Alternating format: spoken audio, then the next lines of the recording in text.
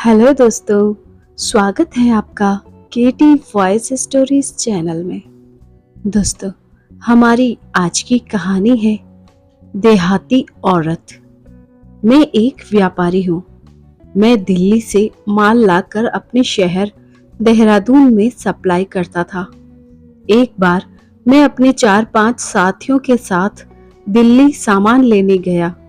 मैं जब दिल्ली सामान लेने गया तो वापसी के समय मौसम खराब हो गया था। हल्की हल्की बरसात से मौसम ठंडा हो चला था। हवा तेज नहीं थी। शाम गहरी होती चली जा रही थी। दिल्ली से देहरादून जाने वाली बसें एक एक करके रवाना हो रही थी। दिल्ली बस स्टैंड पर आज भीड़ नहीं थी। दिल्ली से देहरादून जाने वाली बस आधी ही भरी थी। 7 बज चुके थे। सूरज डूब चुका था। बस की रवानगी का समय हो चला था। 10 मिनट और इंतजार करने के बाद बस कंडक्टर ने सीटी बजाई। ड्राइवर ने इंजन स्टार्ट किया। गियर लगाते ही बस लहरा कर भीड़ काटते हुए बस अड्डे का गेट पार कर बाहर आई और रिंग रोड की चौड़ी सड़क पर तेजी से दौड़ने लगी। बस की रफ्तार बढ़ने के साथ साथ हल्की हल्की बरसात भी तेज बरसात में बदल गई। कुछ दूर आगे आते आते 7:30 बज चुके थे। वहां पर आधा मिनट के लिए बस रुकी। 4-5 सवारियां भी चढ़ी, पर बस अभी भी पूरी तरह से नहीं भरी थी। बस आगे बढ़ी। बरसात बदस्तूर जारी थी। हवा भी तेज होती जा रही थी। एक बस स्टैंड पर बस 5 मिनट के लिए रुकी। भारी बरसात के चलते बस स्टैंड सुनसान था।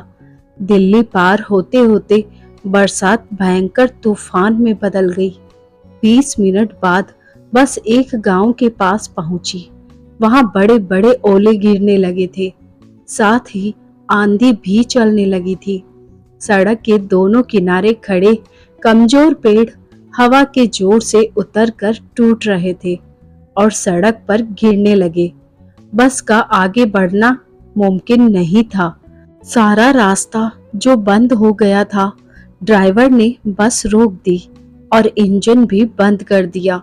जल्द ही बस के पीछे तमाम दूसरी गाड़ियों की कतार भी लग गई। अब बरसात तूफान में बदल गई। क्या करें, कहाँ जाएं?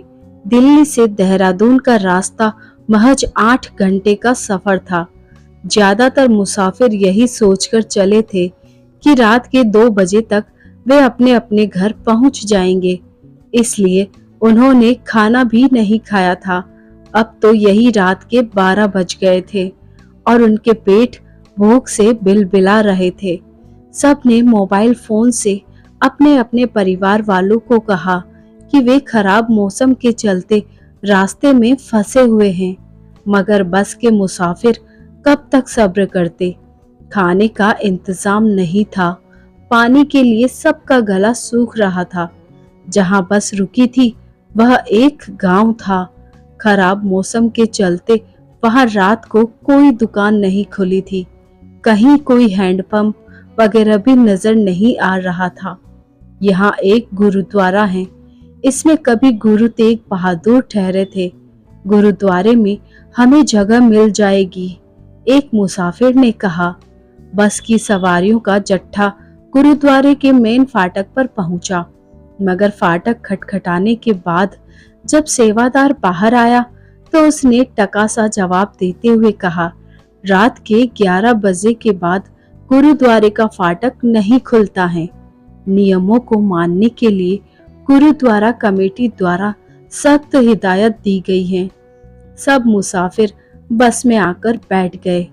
मैं अपने 4-5 कारोबारी साथियों के साथ दिल्ली माल लेने के लिए आया था। हर समस्या का समाधान होता है, इस बात पर यकीन रखते हुए मैं बस से उतरा और सुनसान पड़े गांव के बंद बाजार में घूमने लगा। 2 शराबी शराब पीने का लुत्फ उठाते हुए एक खाली तख्त पर बैठे उल्टी सीधी बकवास कर रहे थे। क्यों भाई, यहाँ कोई ढाबा या होटल है? मैंने थोड़ी हिम्मत करके पूछा। क्या कोई इमरजेंसी है? नशे में धुत एक शराबी ने सवाल किया। तूफान में हमारी बस फंस गई है। हम शाम को दिल्ली से चले थे, अब यही आधी रात हो गई है। कुछ खाने को मिल जाता तो। मैंने अपनी मजबूरी बताई। ये एक ढाबा है, इसे एक औरत चलाती है, मैं उसे जगाता हूँ। वह शराबी बोला, साहब, इस समय रोटी अचार और कच्चे प्याज के सिवा कुछ नहीं मिलेगा। थोड़ी देर में एक जवान औरत ने बिजली का बल्ब जलाते हुए कहा, ठीक है, आप रोटी और अचार ही दे दे। थोड़ी देर में बस के सभी मुसाफिरों ने रोटी, अचार और प्याज का लुत्फ उठाया। अपने पैसे देने के बाद मैंने पूछा, चाय मिलेगी क्या? जरूर मिलेगी, उस औरत ने कहा। तब तक दूसरे मुसाफिर बस में चले गए थे। चाय बनाते हुए मैंने औरत की तरफ देखा। वह कड़क, जवान देहाती औरत थी। साहब, कुछ और चाहिए क्या? उस औरत ने अजीब सी नजरों से देखते हुए पूछा। क्या मतलब? आप आराम करना चाहो तो अंदर बिस्तर लगा है। दुकान के पिछवाड़े की ओर इशारा करते हुए उस औरत ने कहा। मैं अधेड़ उम्र का था, मुझे अपनी पूरी जिंदगी में ऐसा न्योता नहीं मिला था। मैं उस औरत के साथ उसके पीछे चला गया। मैं उसका इरादा समझ गया था, इसलिए वहां पहुंचकर मैंने उसे अपनी बाहों में भर लिया और उसके गालों को चूमते हुए उसे सहलाने लगा। फिर हम दोनों उसी बिस्तर पर लेट गए और मैंने जमकर अपनी प्यास बुझाई। फिर थक कर हम दोनों एक दूसरे से अलग हुए। फिर मैं थोड़ी देर उसके साथ ऐसे ही लेटा रहा। कुछ देर बाद उठकर मैंने अपने कपड़े पहने और उस औरत से पूछा, क्या दूं? जो आपकी मर्जी, उस औरत ने कपड़े पहनते हुए कहा। 500 का एक नोट उसे थमाकर मैं बस में आ बैठा।